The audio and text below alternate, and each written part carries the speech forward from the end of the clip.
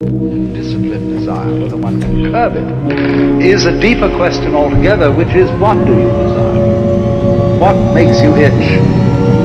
What sort of a situation would you like? So I always ask the question, what would you like to do in life?